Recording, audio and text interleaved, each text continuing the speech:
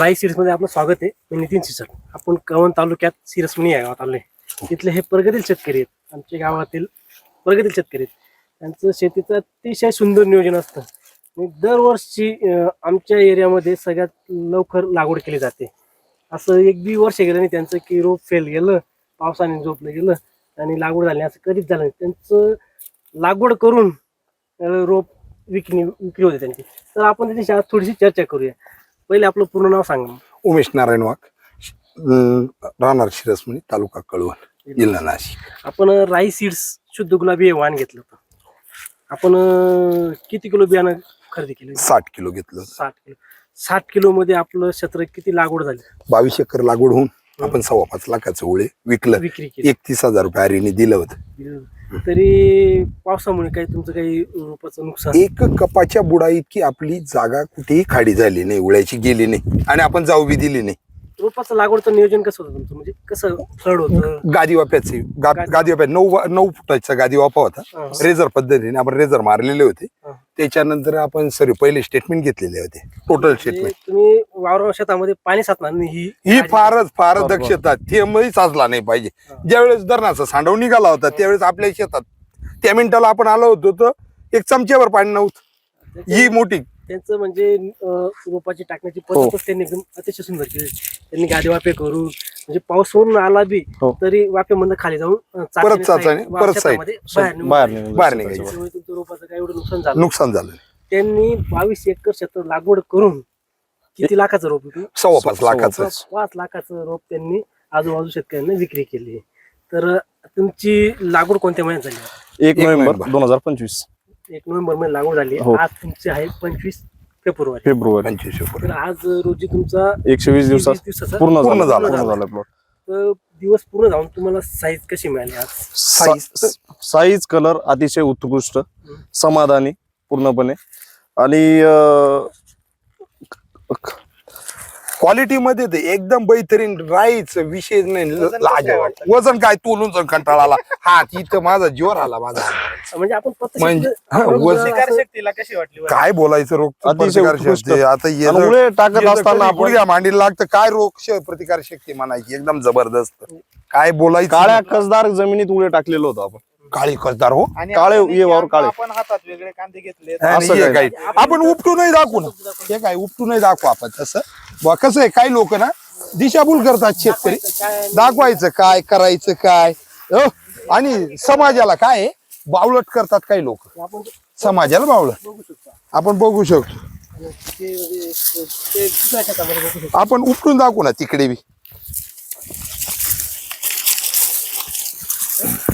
अतिशय सुंदर नियोजन केलेलं आहे त्यांनी. आणि पूर्ण कांदा हा बेड वरती घेतलेला आहे. आता पचक मध्ये माझा ना असा साईज लगेच लक्षात येते.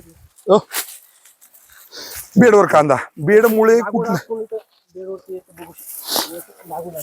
त्यांचं पूर्ण क्षेत्र 22 एकर इकडे सर्व ठिबक सिंचनावर पूर्णपणे.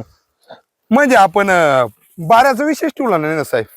12 देऊन पाणी भरायचं हे ठेवलं नाही. आणि एक सारखी साईज झाली हो. आपण खूप निघणार. आणि वजनाला म्हंटल तर मला कंटाळा येऊ राहिला बरं का उचलायचा. त्याला वजनाचं म्हणशाल तर मी कंटाळून गेलो.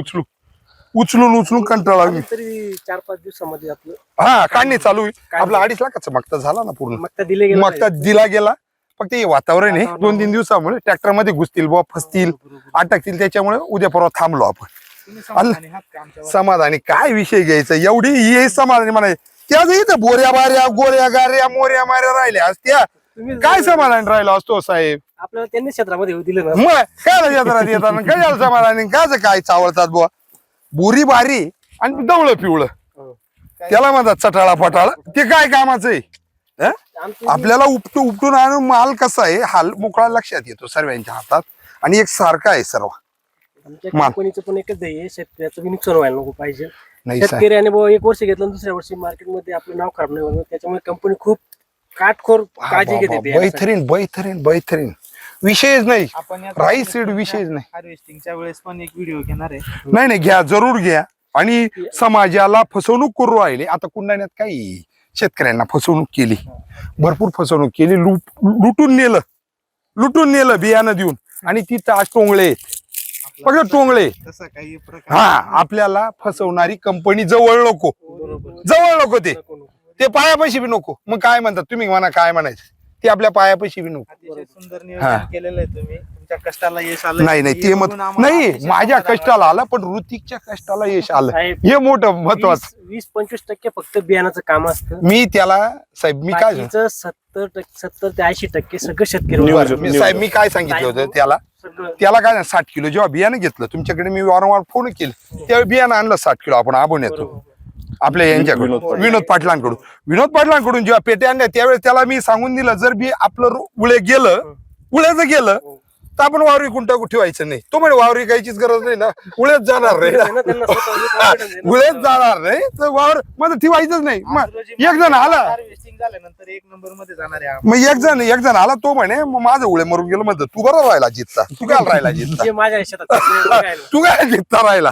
जिवंत तू राहू डोको. अतिशय सुंदर नियोजन आहे. आणि आपण याचा परत एकदा हार्वेस्टिंगला एक व्हिडिओ घेऊन याचं मार्केट पर्यंत जर आपण स्टेटस सगळेजण हा ठेव. म्हणजे आणि शेतकऱ्यांनी या टायमाला तुमचं फार उत्कृष्ट नियोजन आहे. आणि तुम्ही पण इतर शेतकऱ्यांना सांगा की काय- नातेवाईक मित्र काय company असतात, सांगायचं? की तुम्ही माझ्या क्षेत्रामध्ये या राईसेटचं बियाणं बघून घ्या, क्वालिटी कशी निघाली. तुम्ही पण वापरा, जसं मी या वर्षी वापरलं हा हा तर तुम्ही पण ते वापरा. चांगली कंपनी, चांगल्या कंपनीचं चांगलं नाव चांगलं नाव निघेल निघेल. आणि वाईट कंपनी वाईट वाईट निघेल. नाव निघेल. ते पैसे कमवायला निघाले फक्त, ते पैसा कमवायचा विषय नाहीये. नाही.